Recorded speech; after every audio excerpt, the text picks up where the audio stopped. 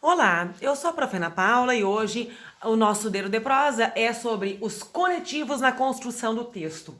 Ligação, organização e ordenação. Lembrando que essa questão do uso dos conetivos corretos, né, na hora certa e no momento certo, é a competência 4 no Enem. É tão importante a boa colocação dos conetivos dentro do texto que o Enem separa uma competência apenas para avaliar esse quesito. Então acompanhe comigo, olhem só um texto sem conectivo.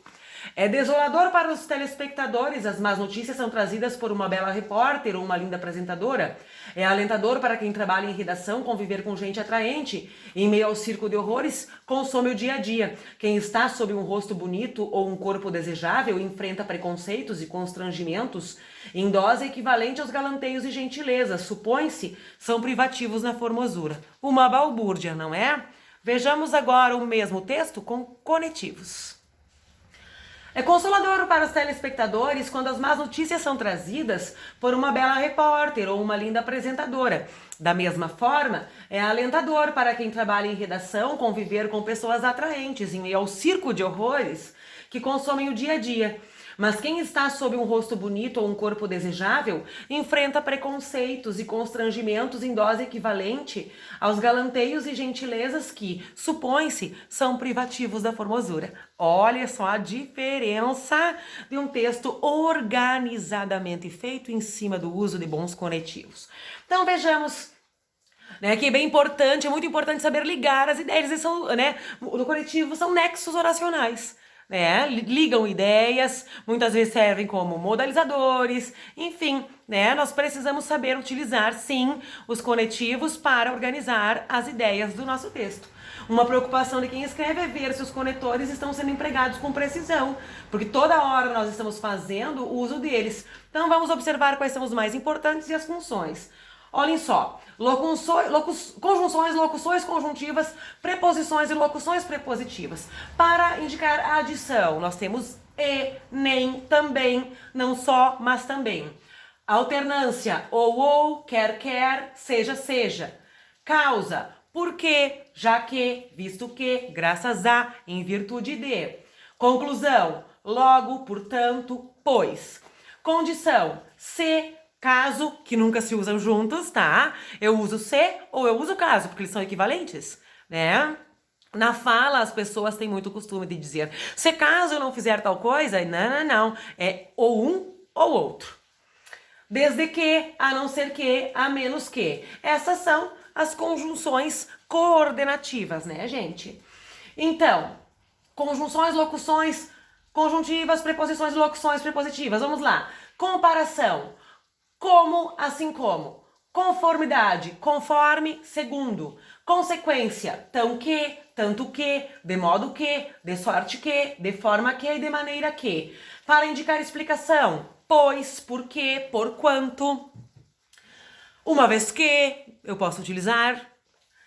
Finalidade, para que, a fim de que. Oposição, mas, porém, entretanto, embora, mesmo que, apesar de. Proporção, a medida que, a proporção que, quanto mais, quanto menos, menos. E de tempo, quando, logo que, assim que, toda vez que e enquanto. Veja alguns pronomes relativos que nós podemos utilizar. Esses pronomes relativos é muito importante ressaltar que eles também servem como elementos de coesão remissiva e eles substituem termos que já foram ditos. Isso vai evitar o quê? A repetição vocabular. Quando eu não sei um sinônimo, eu uso um pronome que substitua, não é verdade? Então, que, quem, cujo e aonde.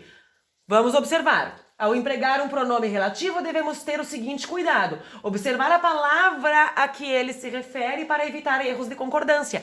Até porque, gente, também é muito comum que se peça, é muito comum em questões de concursos no geral, né, deixarem algumas lacunas. O Enem não faz isso, mas outros concursos fazem. Deixar lacunas para que o aluno se dê conta para, né, a que termo aquele pronome relativo, a que termo anterior ele se refere, né? É muito comum isso.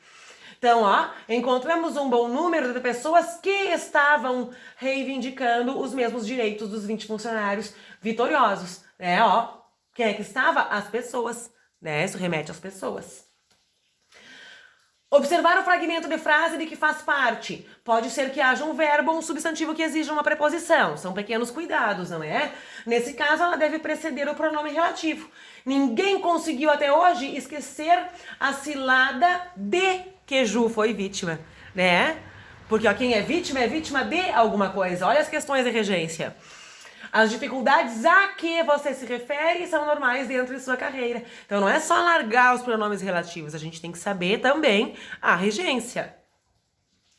As transições, isso é muito importante. O conhecimento dos termos de transição ajuda a dar maior organicidade ao pensamento, o que faz o texto progredir mais facilmente. Mas é preciso uma advertência, não devemos usá-lo a cada frase começada, né? Se torna muito cansativo. Se fizermos assim, tornaremos o texto pesado. Também não devemos cair no oposto, ignorá-los completamente. Tudo nessa vida, né, é uma questão de equilíbrio. A diferença entre o veneno e o remédio é a dose, como diz o ditado, né? Nosso texto correrá o risco de ficar cansativo quando não incompreensível. Eles são muito úteis ao mudarmos de parágrafo porque estabelecem pontes seguras entre os dois blocos de ideias. Alguns termos, ó, que indicam afirmação. Com certeza, indubitavelmente, por certo, certamente e de fato. Então a gente tem que ter cuidado, né, pessoal? Que se eu vou dizer que uma coisa é indubitável ou que certamente, realmente tem que ser algo certo, né? Se é provavelmente, se é possivelmente. Olha a diferença no grau de comprometimento da minha informação. Possivelmente, olha, pode ser, não sei, né, tchê? Provavelmente, olha, é quase certo. Eu ainda não posso afirmar, mas quase certo. Agora, quando eu digo certamente, indubitavelmente, eu estou afirmando de fato. Não é? É algo que não se pode refutar. Tem que ter cuidado ao usar essas informações. Conclusão, em suma, em síntese, em resumo. Consequência, assim, consequentemente, com efeito.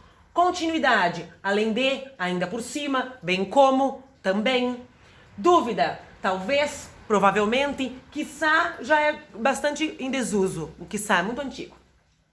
ênfase, até mesmo, no mínimo, no máximo, só. Exclusão, apenas, exceto, menos, salvo, só, somente, senão. Explicação, a saber, isto é, por exemplo. Inclusão, inclusive, também, mesmo, até. Oposição, pelo contrário, ao contrário de. Prioridade, em primeiro lugar, primeiramente, antes de tudo, acima de tudo, inicialmente. Restrição, apenas, só, somente, unicamente. Retificação, aliás, isto é, ou seja, é quando eu vou retificar uma informação, ou até mesmo dizê-la em outras palavras, que a gente utiliza bastante também às vezes no texto. E tempo, antes, depois, então, já, posteriormente. Então, notemos a importância de usar esses termos. Esses termos ocupam uma só competência do Enem só para isso. Então, vamos prestar atenção e usar corretamente os corretivos. Ótimos estudos e vamos incrementar essa produção textual. Beijos!